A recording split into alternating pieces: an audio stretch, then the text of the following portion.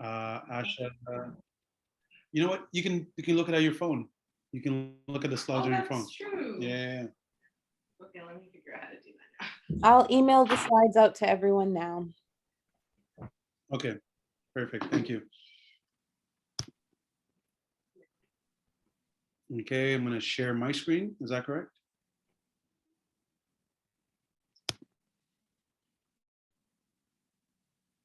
What is going on here?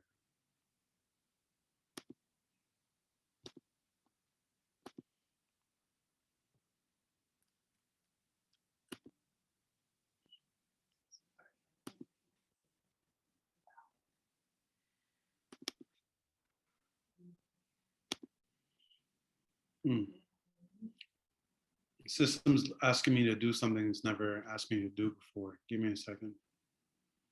Zoom. Zoom, yes, will not be able to record the contents of your screen until it is quit. You can choose to quit Zoom now to do it later. I'll be able to record it. Okay. Okay, I'm going to leave the meeting and come back. Sounds good.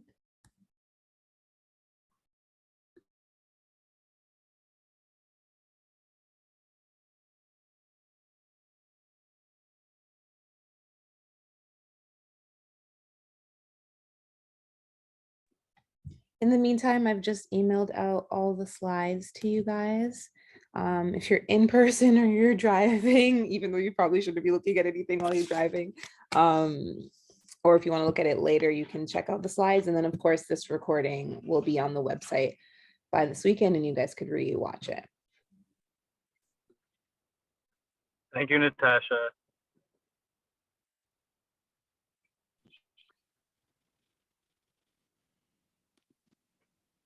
Okay, here we go. Perfect. Oh, shoot, what did I just do?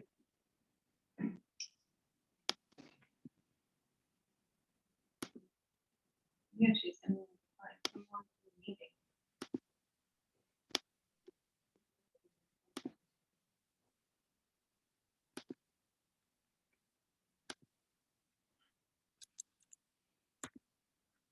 Sorry, guys, technical difficulties. There we go. Perfect. Okay, can everybody hear me and see my screen?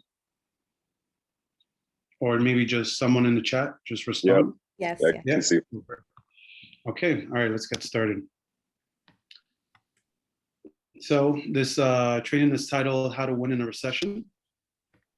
I'm sure everybody has heard the news by now. If you haven't, RBC made a statement that in 2023, Canada will be going into a recession. I think the most important thing is really just to describe by definition what a recession is. So everybody kind of has the same, just everybody's on the same page. And when you're having conversations with individuals, you know what the technical definition of a recession is. So the technical definition of a recession is consecutive quarters, 2 consecutive quarters of negative growth. So if Q1 of the growth is strong, and then Q2 the growth is negative, and then Q3 the growth is strong, that is not considered a recession. So it needs to be Q1, Q2, Q2, Q3. Once you have back-to-back quarters of negative growth, that is what is the official definition of a recession. So the US is technically in a recession because they've already had consecutive quarters of negative growth. And I guess the big question now in everybody's mind is how long will this last, right? Because a lot of your clients are probably just sitting on the fence, waiting to see what happens, waiting to see how things go, waiting to see where the bottom is. But the fact of the matter is, real estate is still in need. Immigration is still strong. And even now, as we've seen, rental markets are still very, very strong as well. So the first slide I'm going to talk about here is the TREB market update. So I only selected one. And this is the TREB housing market charts for average resale home prices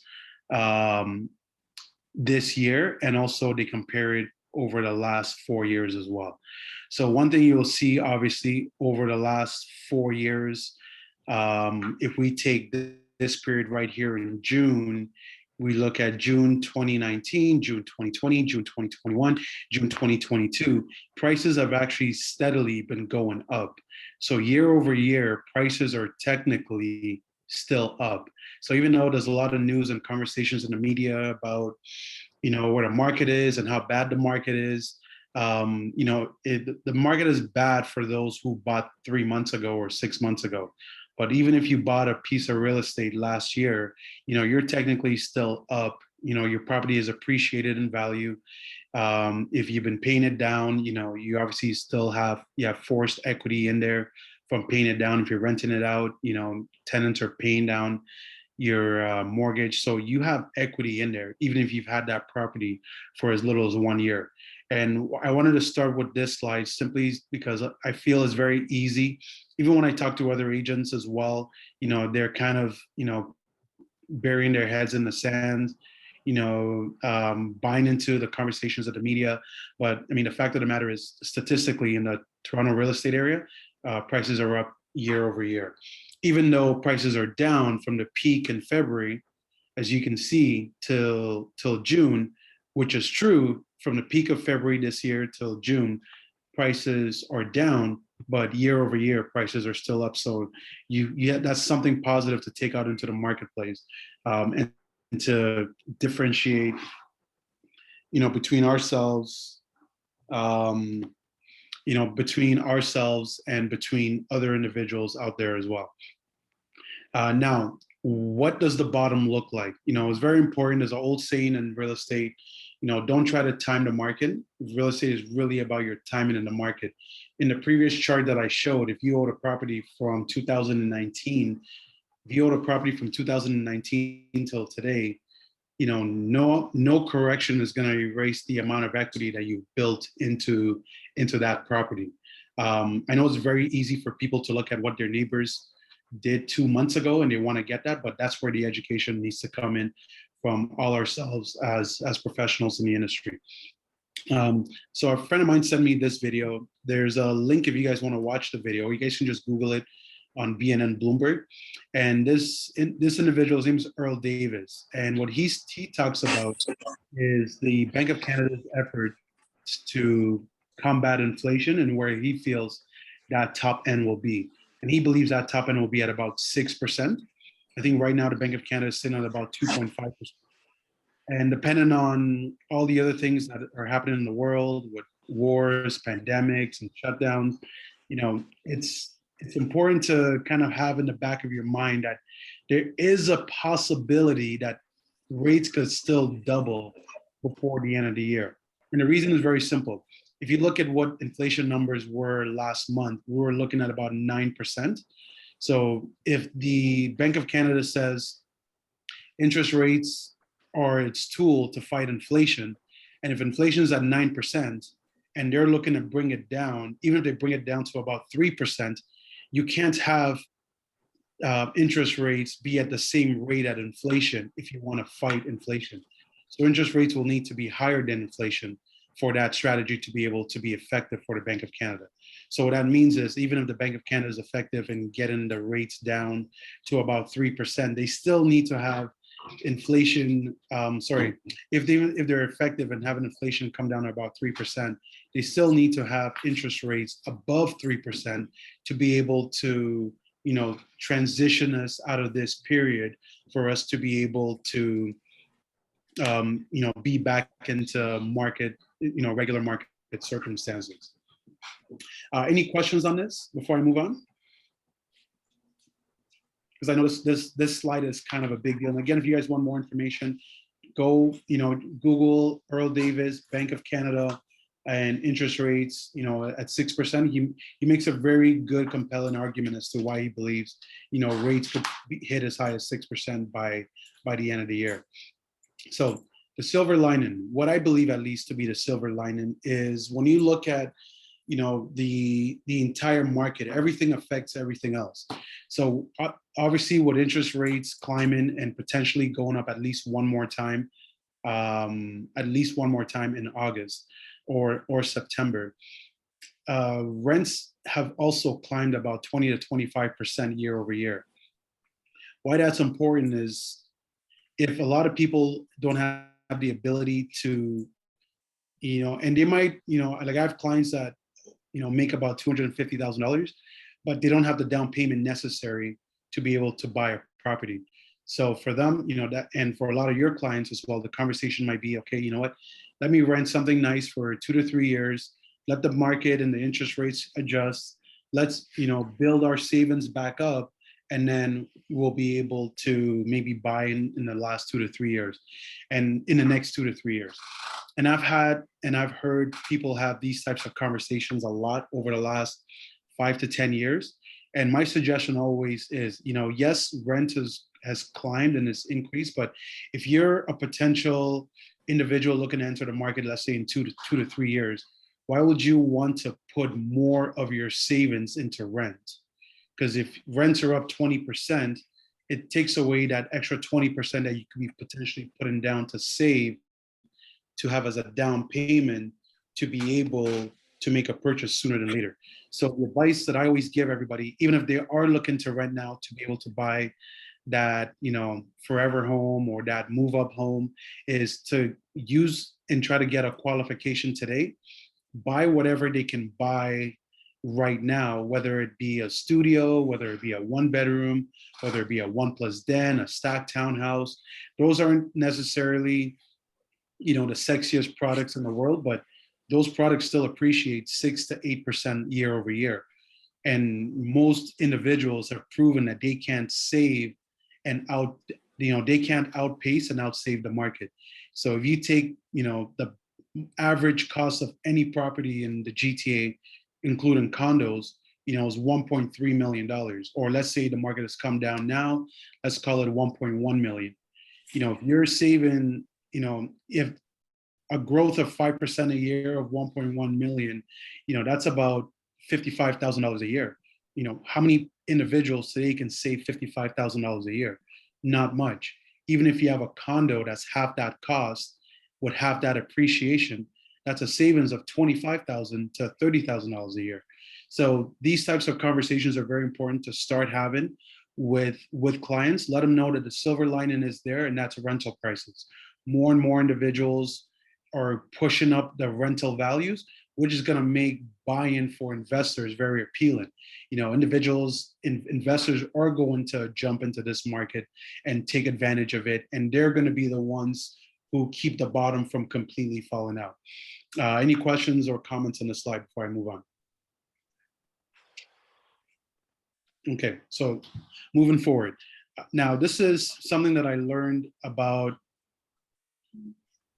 I'll let you guys in. Okay. Okay. Natasha, if you can let, there's some individuals that have just arrived that want to view the Zoom on their phones, or yeah, so the slides have also been emailed as well, so you can catch it on there. So about 10 years ago, a friend of mine taught me this philosophy, and I never forgot it. And they asked, what business is McDonald's in?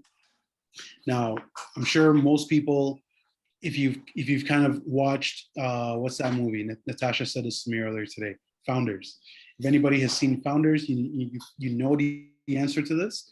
Or if you've read books like Rich Dad Poor Dad, Richest Man in Babylon, you would know what the answer to this is. So most people think McDonald's is in the burgers business or the shakes business, but the business they're actually in is the real estate business.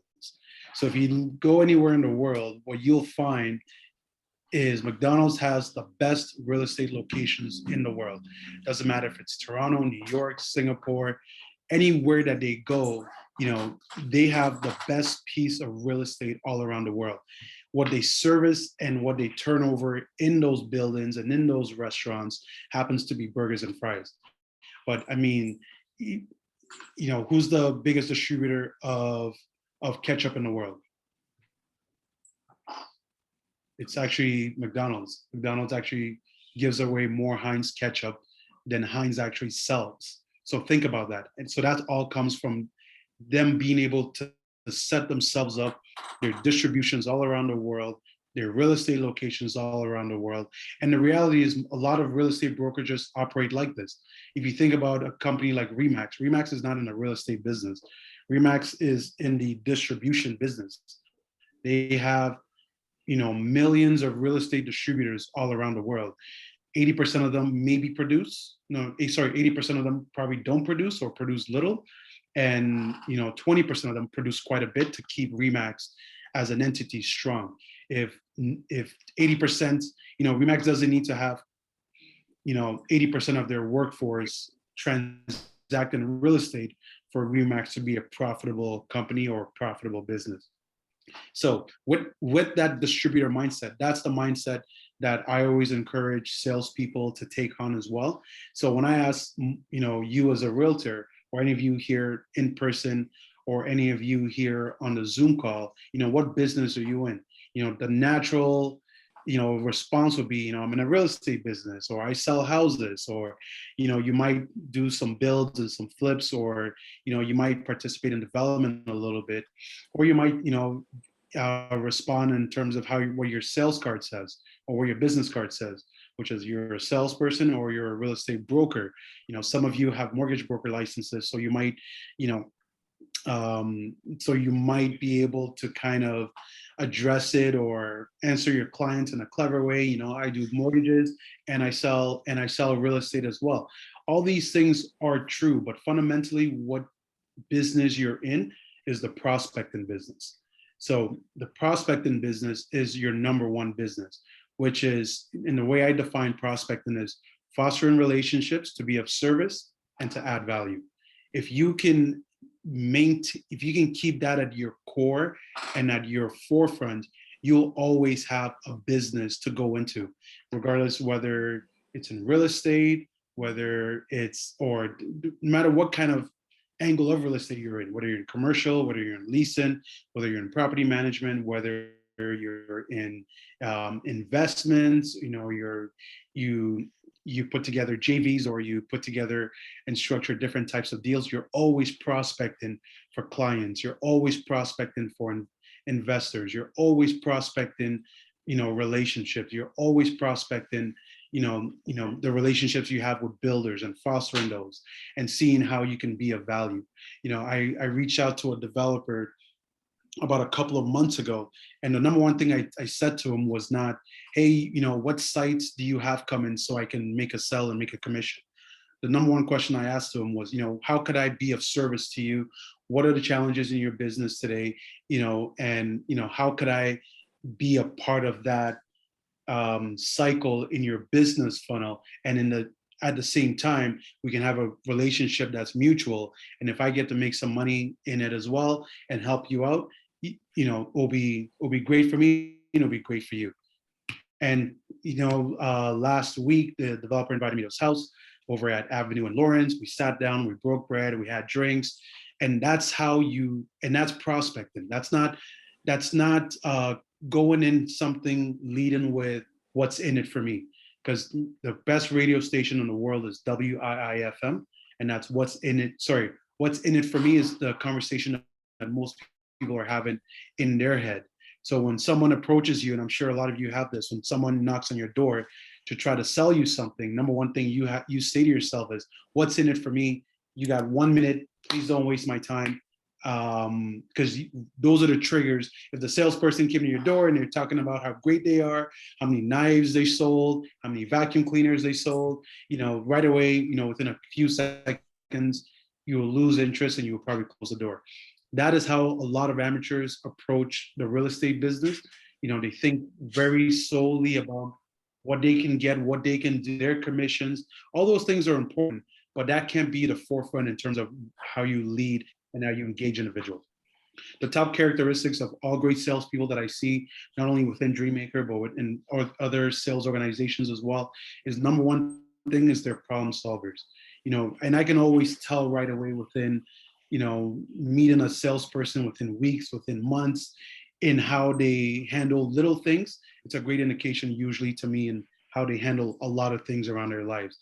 If you're somebody who's always waiting for Natasha to get back to you, deals to get back to you, broker of records to get back to you. We pay fees and dues to RICO, CREA, OREA, and TREB. All those four institutions work for you. We have a team of lawyers that are very skilled and dedicated, and this is what they do.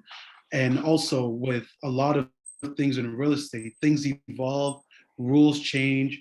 I'm in the process of doing my continuing education, and I'm learning stuff that I didn't know 2 years ago because the REBA, which is what governs us as salespeople, that's been updated. There's new rules now about cannabis. There's new rules now about Terra. All these things are new and evolving in the market, and it's very important to, as you engage with clients, saying to a client that you don't know is a strong sign of professionalism. It's not just saying I don't know and telling the client to go figure it out. It's, hey, you know what? This is new to me. I'm not quite sure. Things are always updated. Let me make sure that I get the most updated information before I get back to you. Even if you don't have the answer right away, from a client perspective, that's something that they can respect, and that's something that they'll look at to say, you know what, this is someone that I look forward to giving me. I trust this person because they showed a level of integrity. They showed that they weren't going to lie to me to give me a wrong answer, which obviously ethically will be wrong. But they respect me enough to say, you know what, let me get the most updated information to that question because I don't have that information right away. And that's going to help you build the two most important things that you need when it comes to prospecting, which is trust and credibility. Everything, a lot of you guys might have hundreds or maybe even thousands of contacts, and a lot of these contacts, you might be wondering, why would they call Benson to list their property when they can call you and you have the relationship with them? It might even be your mother. She's like, hey, I saw Benson's video and I want to do business with Benson instead. And that's simply because at this time, he might have more credibility, or maybe they want to elect to work with somebody that they've seen their presence and their experience, or they've heard stories about them in the marketplace, such as some of the other agents that we have in our, within our company and especially within our industry. So just know that if someone that you might have a relationship with does not want to do business with you at this moment, it simply is a matter of trust. Sorry, it's a matter of credibility and not necessarily a matter of trust, but you need both to be able to win a client over. And credibility, obviously, we know it takes time. It takes exposure, and sometimes I like a buddy system. When I was brand new in the business and I knew I had no credibility, I always leaned on other individuals that have maybe more credibility when it came to leasing, that have more credibility when it came to commercial. I had somebody reach out to me about medical buildings. I don't know anything about medical buildings. I have no credibility in medical buildings. So what I did was I reached out to an agent that I know is very versed in commercial. I said, hey, let me take you out to lunch. Yeah, I have some clients that want to learn about this space. You can't find nothing about medical buildings on MLS. So everything you need to find about certain types of commercial businesses, like industrial, medical buildings, and other aspects, you need to know someone, because a lot of these deals don't get posted on the MLS. They're handshakes. A lawyer might see a deal and call another party, or a lender might see a deal and call another party and just say, hey, this just came on my desk. You're the person that I know that handles this space in industrial, in commercial. I want to give you the first at bat to this. And a lot of those deals get done that way. So even myself, I don't have credibility across all the different sectors and regions and areas of real estate.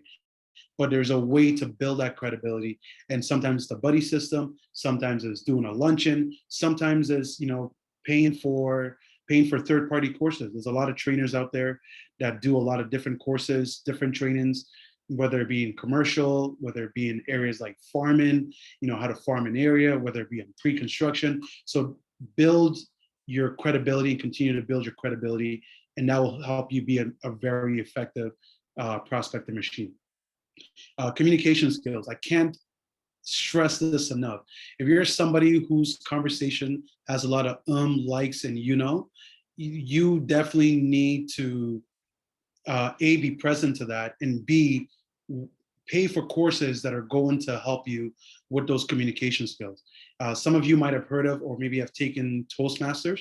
Toastmasters is a communication course that I took about 7 years ago. And what they would do is they would have someone sit next to me. They'll have me do a presentation, and somebody will count how many fillers that I would use in maybe a 2-minute conversation with a client or with a prospect or whatever. And in some conversations in my early days, I would have about 20 to 50 fillers. So, 20 times I'll say, well, like, like those are fillers. And if you can replace and work on your communication skills, practice good language, not be lazy with language, it's gonna just propel you even more, especially once you start, doing social media content and multimedia content. And this information is gonna go out to thousands, potentially millions of people. Right away, people are going to be gravitated to you, by you, not just by how you look, not just by what you drive, and not just by how you dress, but a lot of times, just through your strong communication skills, you'll be able to win a lot of people over. I used to do sales over the phone. So a lot of times I know that 90% of the time, based on just my voice and the strength of my voice, was gonna really be the determining factor if I win a client or if I didn't win a client. And what my sales director used to tell me at the time was, when you talk to people on the phone, have a picture of Superman, in front of you on your cubicle. And he said, that's who you need to convey when you speak to people. You need to convey that you're Superman. I had a client call me yesterday. Was it yesterday? Okay, I had a client call me yesterday who knows a lot of realtors, and he wanted me to represent him as a buyer.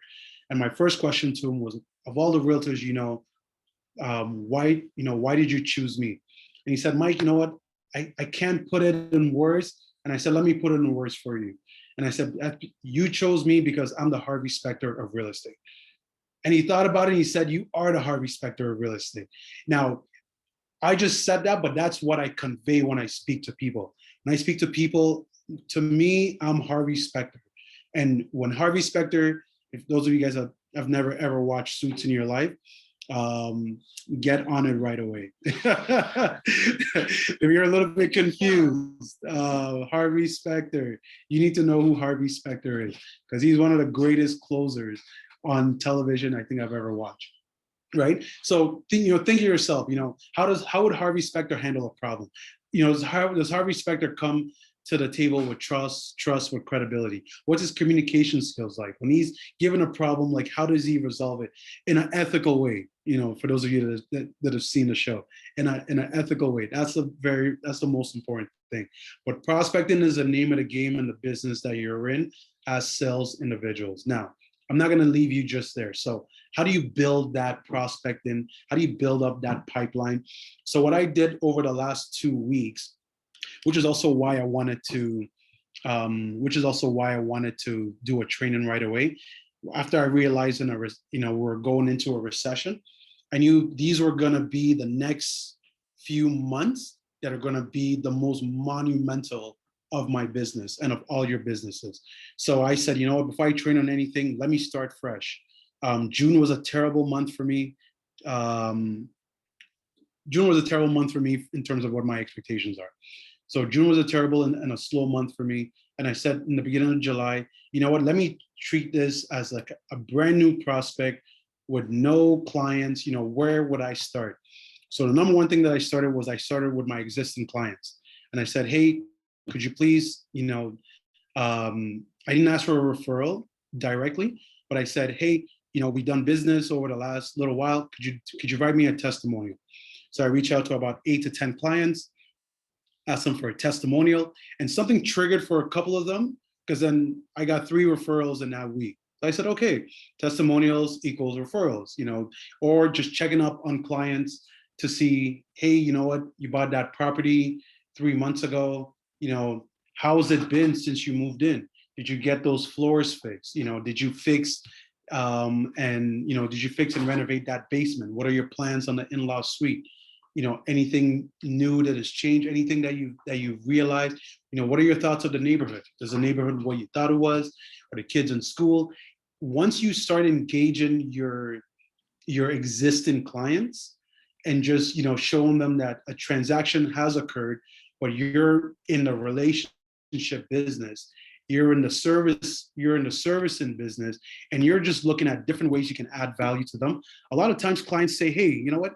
A lot of times I'll get, hey, I saw a post of yours, last week about this project. Could you send me more information?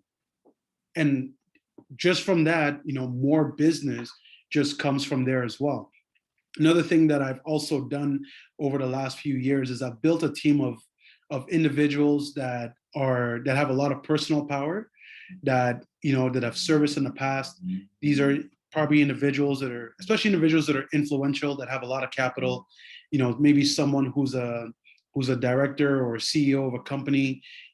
Once that person gives a referral, it's coming from their boss, their superior, that goes a very long way. So I have some individuals that they refer about 3 to 5 clients to me a year. So I set up agreements with them, with either how I can set them up with gifts and different in-kind types of referrals and splits and so forth.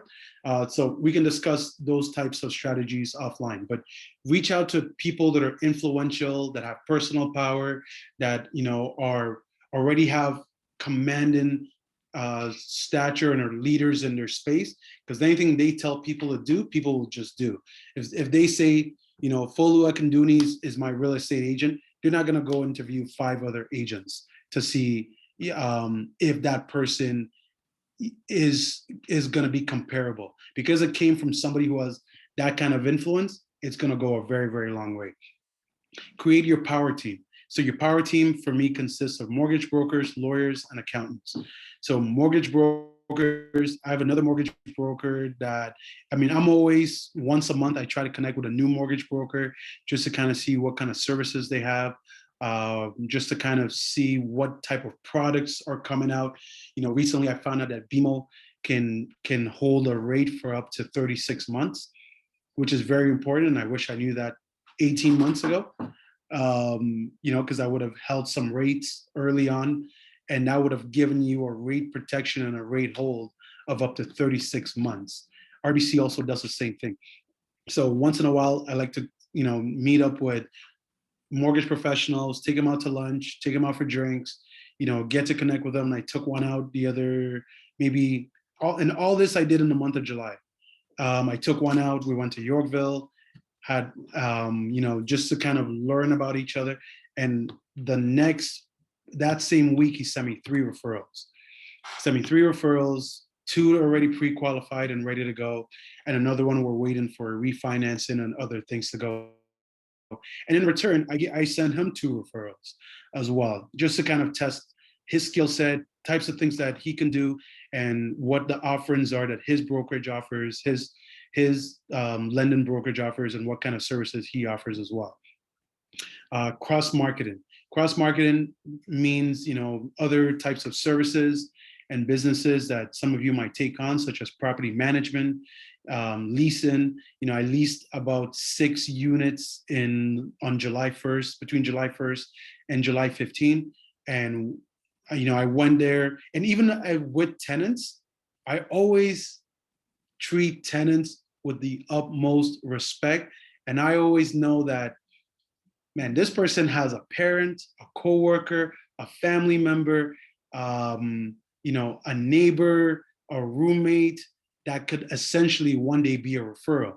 So when a tenant has a problem, because I manage quite a bit of properties, I'm very responsive. I'm on it within 24 hours usually. It's very rare that 24 hours will pass and I'm not on it.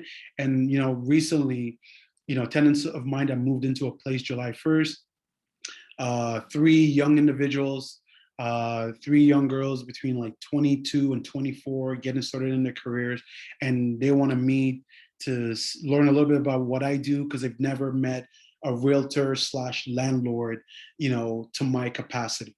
So the cross marketing and across businesses that you do, the number one thing is to always find a way to give a little more, learn a little bit more. I have clients all the time, they send me their agreements and they want me to kind of just verify stuff, which is very annoying because I'm not a lawyer. So that disclaimer always needs to be there. But there's certain things that you can help your clients out, excuse me, whether it be with their mortgage process, their mortgage documents, with their agreements of purchase and sell. For me, I get a lot of, hey, Mike, what's the development charges capped at, or is there Terry on? Especially with pre-construction over the last 6 months, there's been a lot of delays. So some of you on this call or in this room have probably got those letters from lawyers saying, due to subsequent unknowns, we've pushed this project and the closing by 6 months. A lot of times clients will reach out to me to say, what does this mean? And I could just be a jerk and say, well, go talk to a lawyer. But I say, hey, it means that there's a delay because of a strike that happened, because of COVID, because of materials costs. Reach out to your lawyer to confirm these items, and have your lawyer, if you have any further questions, reach out to the developer's lawyer. So don't just push them off, but always add value, be of service, and find ways to just give a little bit more as well. Professional associations. This is a new thing for me, and this is where I mentioned that I got a couple of leads from individuals that want to buy medical buildings, and this came from a professional association. I play. One thing that Isaac Jr. taught me is, join associations that promote lifestyle, not just business. So, for example, I play soccer every Friday, and I play on. There was a point I played on like 5 different soccer teams, which is just crazy. But at 5 different soccer teams, 15 players per team, that's about 60 new people that I just met. Now, I don't go to every single soccer game.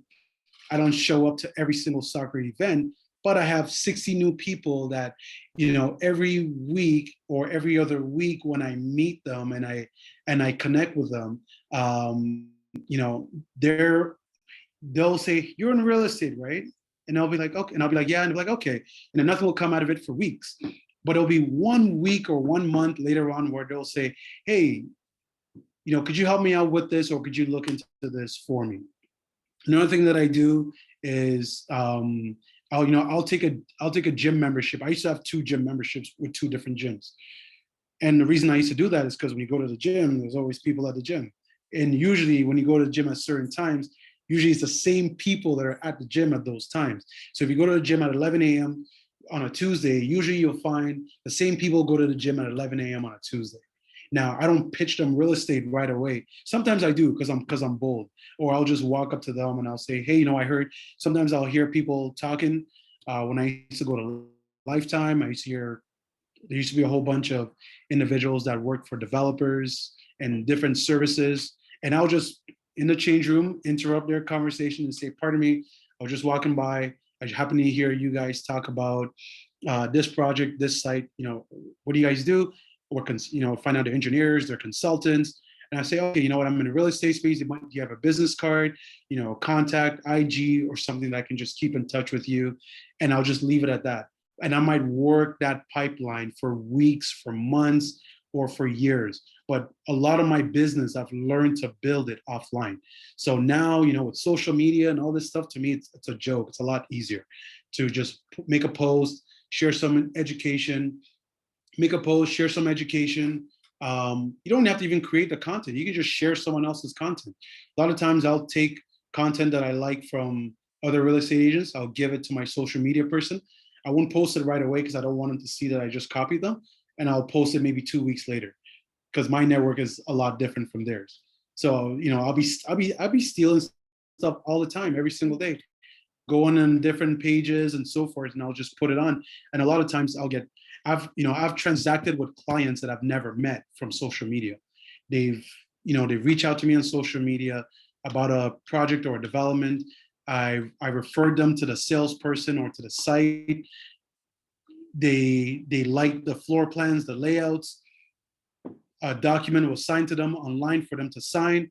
They signed the paperwork. I gave them the address to go drop the deposit, and some of them I still haven't met, or but during the holidays or during like Christmas holidays or those types of seasons, I'll send them a gift. And there's one I still, till this day, I do want to meet, because I want to build my relationship with them. I want to get referrals. I want to know who they know. I want to know a little bit about their motivation. I just don't want to transact with somebody and be finished with them. Education is a great way to build your pipeline. Education. There's a lot of educational marketing out there. A lot of people. There's some people that do a very great job of just giving people a lot of news, a lot of information. Another good place that you can get a lot of education is just simply on Trev. The first slide I shared today I didn't create the slide. I just looked at what recent house sales were year over year. I was curious about it. I went to my Trev emails and I found a slide. I downloaded it and I used it as part of my education to the public. I said, look, prices are down from the peak, but prices are actually up year over year.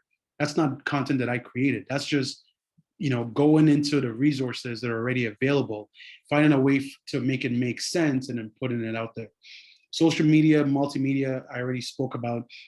And the last one I want to talk about is events. And again, these are all things that I've committed to doing just as of this month. So, there's, I believe Collision was a tech conference that happened, and it happens in 2 areas in Canada, in Calgary and in Toronto. Some of you might have been there. Some of you might not have been there. Some of you might have never even heard of Collision or what Collision is or what it is. But I just know when it comes to big events, it doesn't necessarily have to be a real estate event, because I don't sometimes like going to real estate events, because then there's 20,000 realtors there. Who am I prospecting? Another realtor? To me, it doesn't make sense. I'd rather go to events that are curious to me, associations that I have an interest in, where there's really little to no real estate professionals that will be present at those types of functions. So Collision is a tech conference that happens twice a year in Canada. I'm going to Atlanta in a couple of weeks to an event called InvestFest. There's an event there's real estate events that happen all the time here in Toronto. There was supposed to be a big one with Kevin Hart and Grant Cardone right before COVID. That never happened. That was supposed to be at the Metro Toronto Convention Center.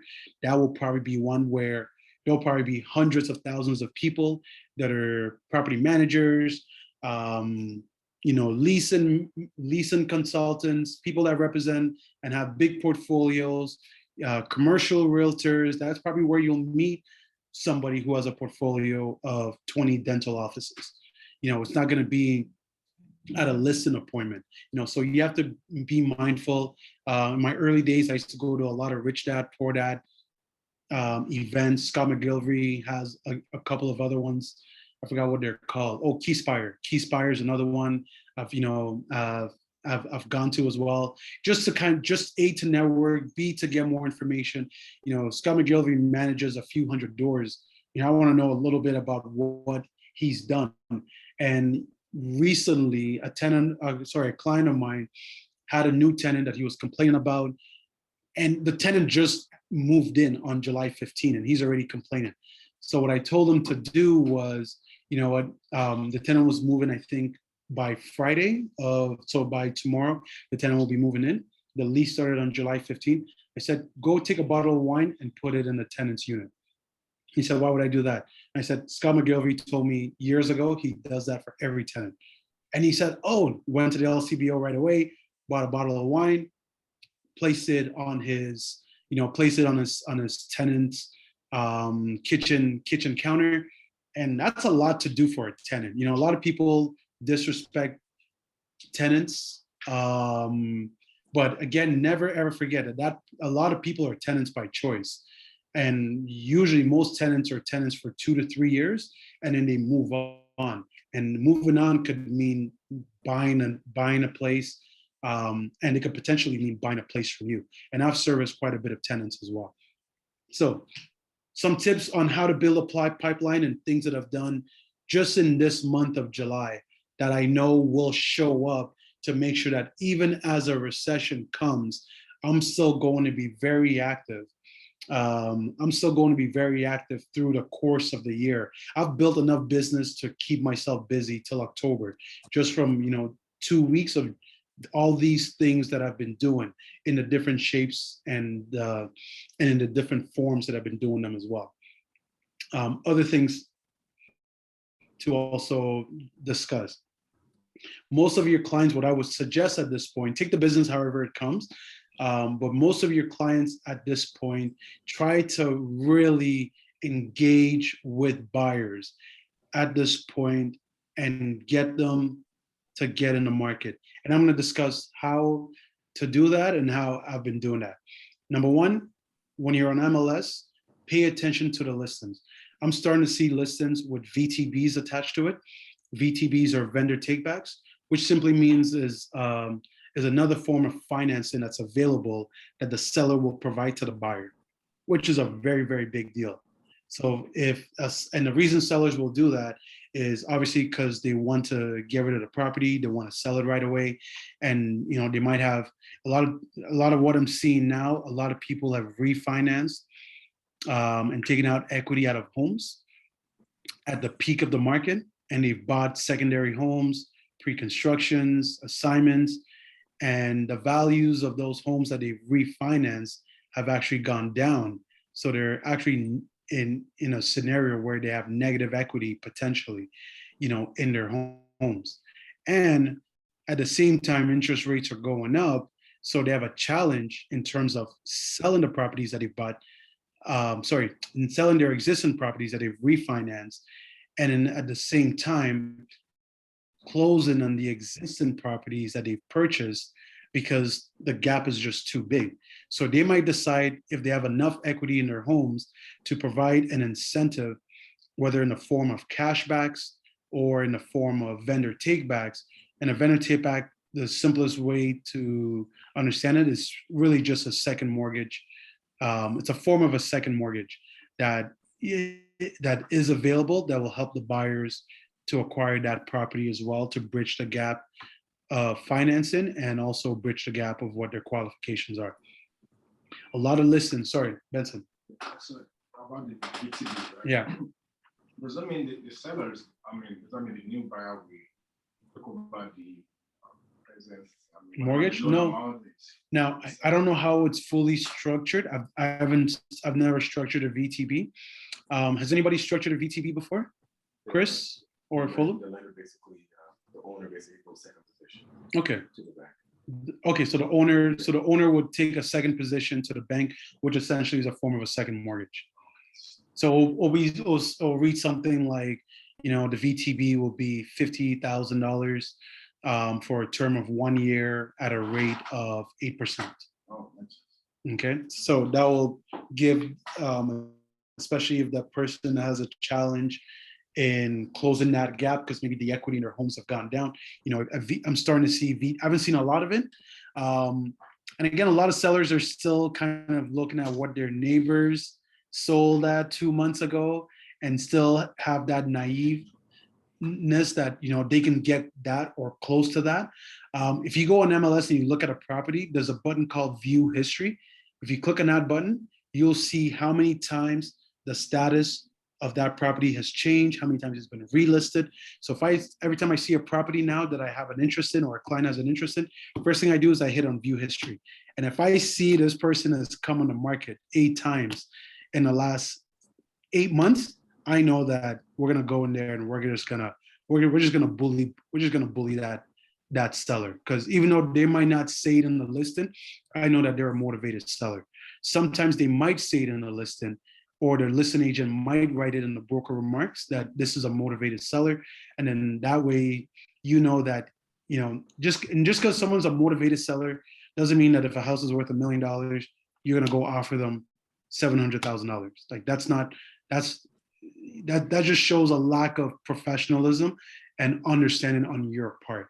So if you see motivated sellers, VTBs, number one thing everyone should always be doing before call in Rico, call in Trev, call in your broker of record, your broker manager, Natasha, Julia. Call the listing agent, because the listing agent will have more information about the status of the property, the motivation. And you know what? I always like to catch the listing agents when their contracts are about to expire. So if they have a 90-day contract, they have a week left, there's a good chance that that seller is going to tell me everything about their clients to make a deal happen, because in a week they're going to be fired anyways. So I like looking at expiry dates as well when I'm looking at listings that I'm going to attack. And if I see, this listing agent, has been on the market several times, they're probably frustrated, and their client is probably, because the sellers are always going to blame the agent. They'll never blame anything else, right? If the market is good, it's the market's fault. If the product is not selling, then it's the agent's fault. So looking at those things are always important. Another thing that it's important, if you guys have listings today, talk to your sellers about increasing the commissions. Like your sales might be like 5% is a lot already. Be like, okay, 5% is a lot, but do you want to carry this for another 90 days? Do you want more competition to come in the market over the next 2 weeks? Do you want interest rates to continue to increase, to reduce the buying power, to reduce your equity? What is another 0.25% in the grand scheme of things? In the grand scheme of things, it's probably $500 to another $1,000 in the grand scheme of things. But for most agents, especially a lot of agents that don't do a lot of business, when they see an extra 0.25% or an extra 0.5% in their commissions and their bottom line, your showing rates are going to go up. You're going to go from averaging 3 showings a week to averaging 10 showings a week. And your client might think, oh, the market has changed. The market hasn't changed. It's just real estate agents are selfish people. So if they have a chance to make more money, they are going to make more money. There's an old joke that one of my mentors used to say, stop trying to service the needy, Mike. Go and service the greedy. Put an extra 0.25%, communicate that with your sellers, 0.25, even an extra 0.5%, especially if these are properties that, the client has had for 15 years. And no matter what they sell it for, they're going to net and walk away with $1 million or $500,000 to $1 million. Like, why are we discussing $1,000? And these are the types of conversations I have with my clients, and sometimes it might mean me taking a hit on my commission, but it won't be by a lot. But also, I'd rather take a hit on my commission of 0.25% than have a listing for 90 days with a seller calling me every single day to question my strategy, to question my marketing, to question, if they're number one on my list, or if I'm too busy and I feel I'm too good.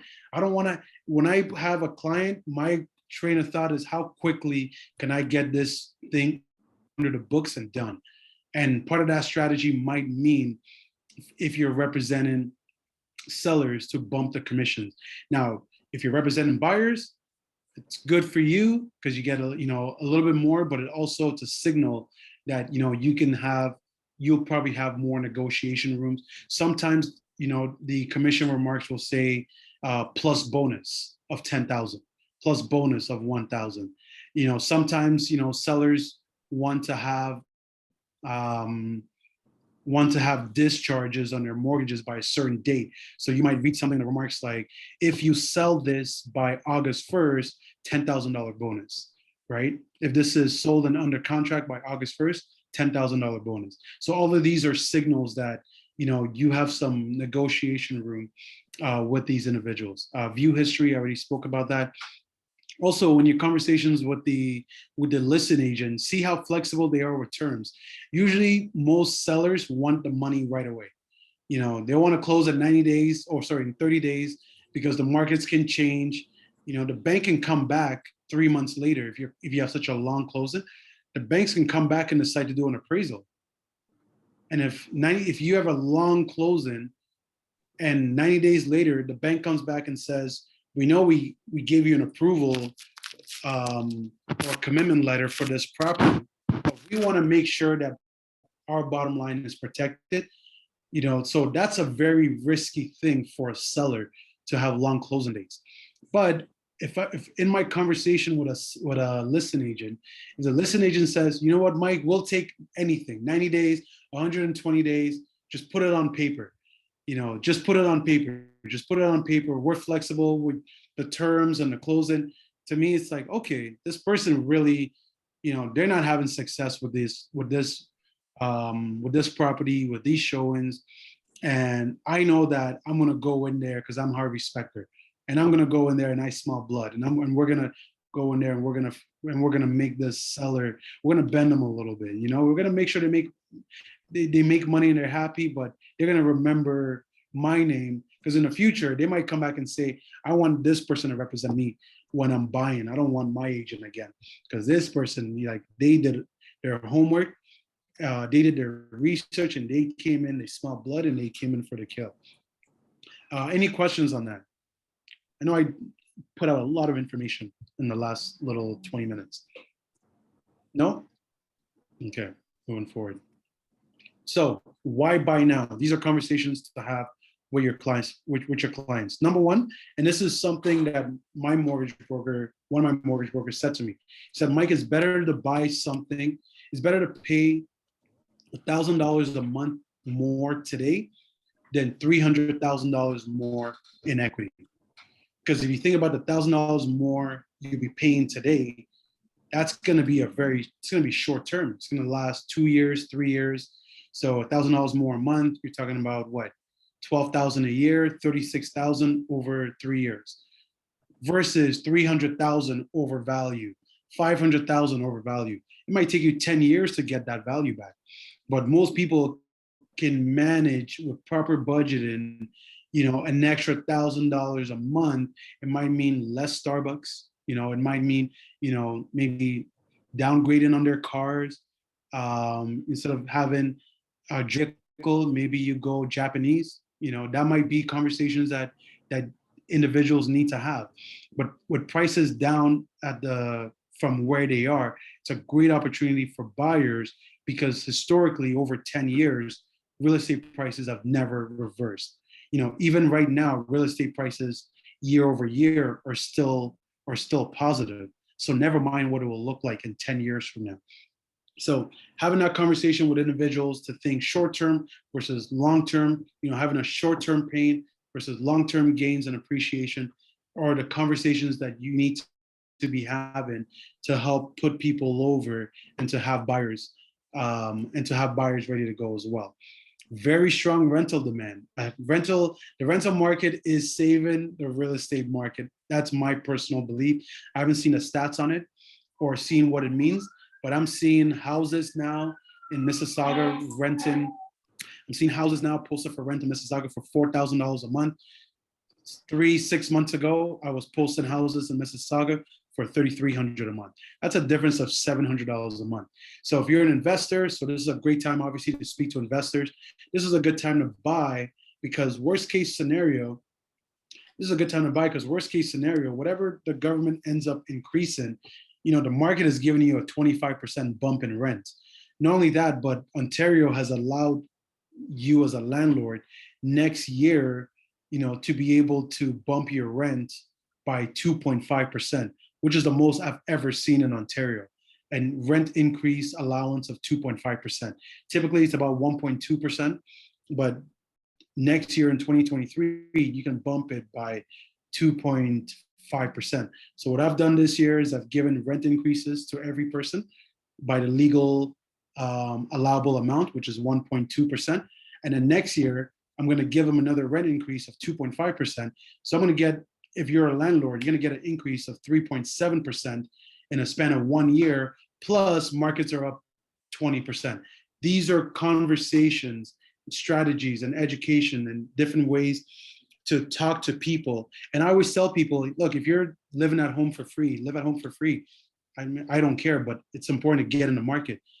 Get in the market, be a landlord for a year, and then move into the place. Be a landlord for a couple of years until you're ready to take on the cost and the burden of home ownership, because home ownership is a lot. It's a big undertaking. There's a lot of things that you have to consider in terms of costs, in terms of budgeting, right? Especially if you have dependents, older family members, older parents, in-laws, kids, there's a lot of things that you have to take into consideration. Also, the best thing about being a buyer right now is there's a lot of buyers that are waiting for the recession to start and be over, which could be 8 months from now, 12 months from now, 24 months from now. So what that does for you as a buyer is you have less people you can compete with, and most likely you're going to go in there and you're going to put conditions anyways. You're going to put, finance conditions, status review conditions, inspection conditions, and any type of other due diligence that you want to put as well. And more important, there's individuals, because I have some of these as well in my pipeline. There's individuals that have gotten mortgage pre-approvals, and most mortgage pre-approvals are good for 120 days, which means that there's individuals that were able to get really good rates, maybe during the peak of the market, because they were very excited about potentially buying, let's say in February, or let's say March, April. They were very excited about buying, but then the interest rates started to go up and they started to get scared and they started to see prices go down. They started to get nervous. These individuals that have an MPA already, a mortgage pre-approval, with locked in rates, with locked in terms, are winning by 1% to 2%, versus if they were to go and get an MPA today. And their purchase power is still greater from the MPA that they got 90 days ago, 120 days ago, than if they were to go in today to try to get that same MPA. Because right now, with the way rates are, everybody who had an MPA 120 days ago, they want to get one today, their buying power must have shrunk at least 10 to 20%. So individuals, with MPAs that are about to expire, use the conversations that we've had today, the strategies we've discussed today, to get them to make a move, because they will regret it. The worst conversations that I have with buyers are the buyers that never took action when I told them to take action. So are the buyers that come to me and they say, Mike, why didn't I listen to you a year ago? Why didn't I listen to you 6 months ago? Why did I wait? Why? I would have, I should have, I could have. Don't let them shoot all over themselves, right? Get them to make a move right now before those MPAs do expire. Finally, last thing I want to talk about is personal and professional development. Also, what I've also realized from going through the process I've gone through over the last couple of weeks is I've realized that, I've kind of let myself and, the personal and professional development things that I typically would do, I haven't been doing them as diligently that I've been doing. So I'm not going to go through a training right now on goal setting, because that could be, and personal development, because that could be a whole training on its own. But I'll give you some simple things that I like to do, and I'm a believer of people should try to do. Number one is I set goals and I write them down. It's very, very important. I write them down, and I'm old-fashioned, so I write them down on pen and paper. Scientists have discovered that when you write stuff down, you form neural pathways between the action of writing and what it does in your brain is it forms thick. So think about a road, and the first time you go on a road, that road, there's no real path. But when you go over that road 2 times, 3 times, 10 times, 100 times, that road, there's grooves in there. Those are what neural pathways are. Neural pathways are grooves in your brain that make goals more attainable, make it more believable. The more and more you write it down, even if it's BS in your mind, over time you will start to believe it. And if you don't believe it, what your brain will do, your brain will start asking good questions. A lot of times, don't teach it to your spouse, because your spouse will use it against you. But a lot of times what I'll say in my conversations with clients, or even in just my day-to-day, I never say to, I'll never have a conversation with someone to say, I can't afford it. My conversation will always be, how can I afford it?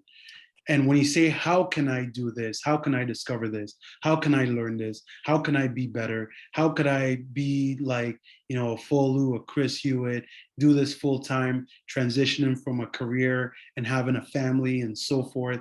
How can I be a leader?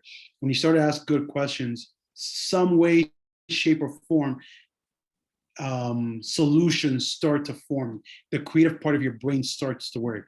So having goals is a very important thing, and writing them down, for me, I always find does lots of wonders for me, and it helps me build my belief, and it helps me attain those goals. And it's always fun to write goals down because it's fun to check off goals. I'm a person who likes to write and check it off. So I'll go back to goals 2 years ago, and I'll say, oh, I achieved this, and I'll, like a nerd, I'll check it off, and I'll close the book, and I'll put it away. It's fun to check off goals. One of the ways to get yourself motivated to write goals is to have reasons why you should write goals. I find reasons get people over the line. For myself, sometimes I get a little complacent, I get a little comfortable, but then once I heard a recession was coming, and I know that the real estate sales cycle is typically about 90 days to 120 days, which means if I meet a prospect today, by the time they get a pre-approval, by the time we find a place, by the time we buy it, by the time we put an offer and it closes, that process typically takes 90 to 120 days.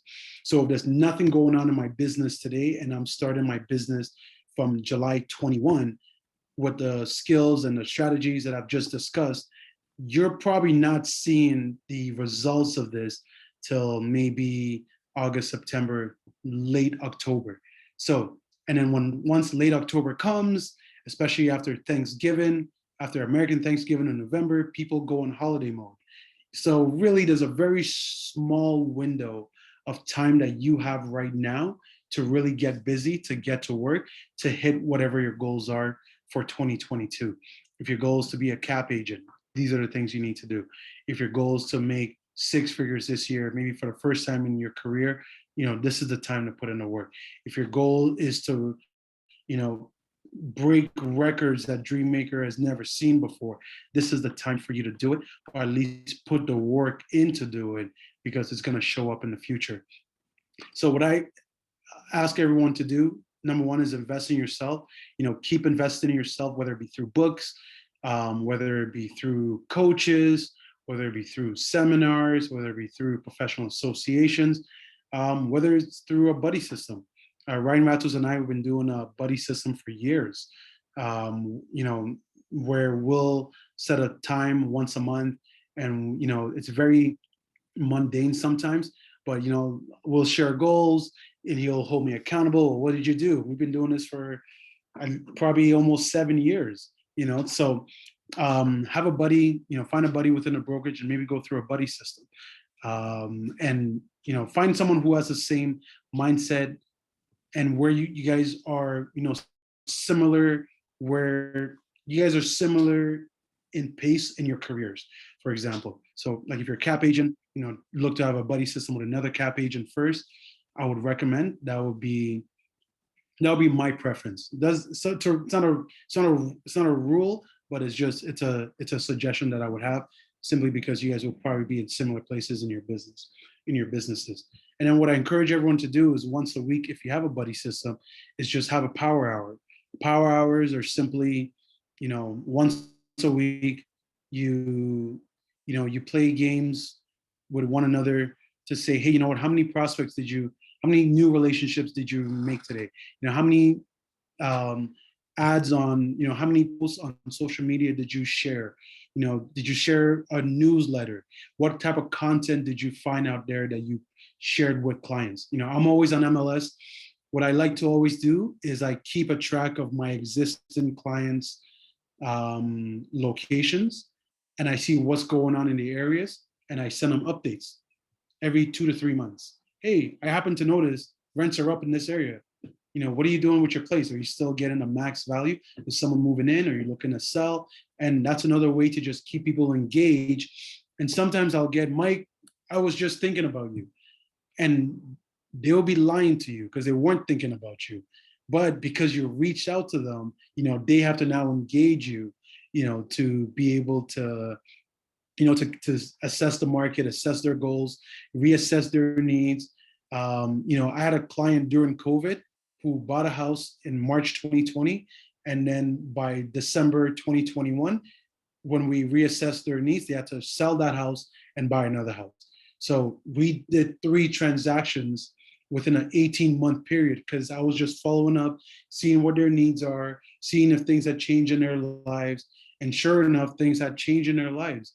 That particular client, their mother-in-law wanted to move in because they were now pregnant. So they needed to go from a 2,000 square foot space to a 3,500 square foot space, in a span of 18 months. So things change, and things can change very rapidly, especially in a market like this where people are very nervous about losing their jobs. People are very nervous, if they have accounts payable, if those vendors are going to pay them, if those vendors will still be in business in 12 months, 18 months. So these are all real concerns. And knowing that when you have conversations with people, it's not just talking about it from a perspective of how you can meet your goals and meet your needs, but it's in alignment with the things that they want to accomplish as well. So always keep that in mind and continuously work and invest in yourself.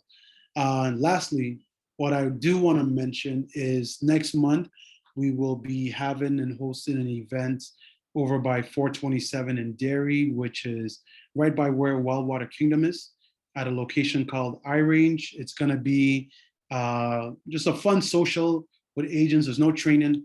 It's going to, just allow us to enjoy each other's company with food and drinks. So they do have food and drinks for those of you that maybe don't golf, have no interest in golf, or maybe hate golf. You can come there, just hang out, network internally within the group, within, just like similar to what we did at Conan a few months back. So we will send out details to all of that very, very shortly and coming soon. So that is it for today. Thank you for participating. Those of you here in person, those of you here on the training. I hope the recording went well because I wasn't able to kind of see anything. But this will be saved. This will be saved and will be made available to all of you guys if you guys want to review it, ask questions. Those of you that have questions, comments, this is a time to do so right now. In person or on the or over Zoom. A great presentation, Mike. I had a general question just to throw out to the group. I was wondering if anybody has experience with large rural properties, specifically with like wetlands and water fronting properties and stuff like that, like Muskoka type areas. I have a lead who is I have a lead who's interested in getting rid of his shares in this land, and I have no clue what I'm doing. He sent me a package that's about 60 to 80 pages long with surveys and different road setbacks and all this stuff that I've seen along some of the course of the real estate programs, but I've never actually dealt with it practically. So I was just wondering if anybody's ever been through something like this. Is it like a timeshare? No, it's not. I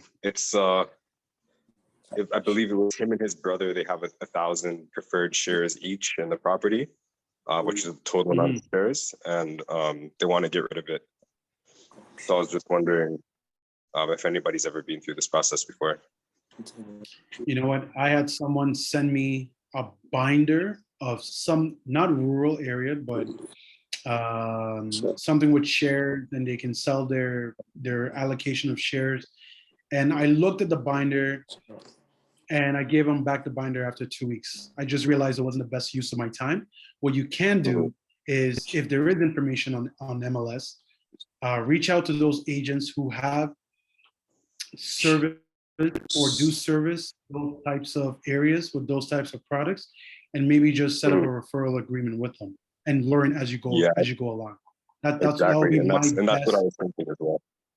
Yeah, that'll be my best suggestion, and I think that'll be the best use of your time, unless it's an area of real estate where you really want to specialize in. Okay. All right, I'll do that. Thanks. Anyone else have input on that? Phil, you done a little bit of rural. I did farm. In Okay. that process, there was Okay. also rural as well, but for what he's trying to do, selling someone that bought a rural wetland, What shared? Yeah. If we go to the because you're essentially that interest. Yeah. he told me, you know, it was That's gonna right. drop. That's right. Yeah, that's right. So it's a land bank almost, Yeah, almost like a so bank. basically we developed Yeah. and hopefully change, Which, on which day? No, it's PDMSD. Yeah, Correct. he's the agent. Can, and can you mute your lines, please? I'm getting feedback on That was the guy. on a couple of lines. And we don't have a deposit. Obviously it's our listing. yeah, he told me on Monday. Paul, can you knock on the door, please? Just let them know. Thank you. Did he say they will drop it or? Sorry, do you mind muting your, because we can all hear. Oh. Anybody else with a similar question? Yes, yeah, Jordan. I mean, it's again, you have to kind of, if what Folu was saying when it comes to wetlands, you know, wetlands are there to be protected unless there's plans from, you know, the municipality and the province. The municipality and province will have times as to when, you know, certain parts of the province, they expect development to happen in those areas. So they might have, you know, a 10-year plan, a 15-year plan, a 20-year plan. So you would have to, you know, do some more research with the local municipality and with the province as well. But again, you know, I would rather you find an agent if you can online, offload it to them, do a referral agreement, and, you know, find and focus on the path of what you like to do and what's going to generate a return for you over the next 90 days. Exactly. Okay, makes sense. All right.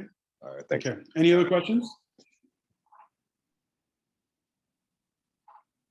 Okay, so if that is it, thank you. I'm going to stop sharing my screen at the moment. So we will save this and make it available. I encourage you to come back to this training at some point. If you're fairly new, probably look at it again before the end of the month. Because when you go back to it, there's stuff that you're gonna pick up that you maybe didn't trigger or resonate, but it might resonate, you know, again when you hear it the second time. And for those of you that have already, you know, that kind of maybe know some of this stuff, as a reminder, I'll say, you know, bookmark this, come back to it maybe every 3 months. And I'm also going through this process of the next 90 days. I'm trying to every single day do an activity, do something to move my business, to add value, to, you know, grow my pipeline and the business as well. Because during a recession, a lot of wealth gets transferred, a lot of, you know, and the people that are on the sidelines, you know, and curious and uncertain and confused, you know, they're not going to take advantage of this opportunity. But these are the types of opportunities that shifts happen, that wealth happens. It's not when there's, you know, when everybody and their grandmother is excited about real estate. This is where there's very, very few people are really excited, and there's few people that can see the opportunities within what's going on. And those are people that are going to win over the short term and the long term. So thanks for everyone for being here.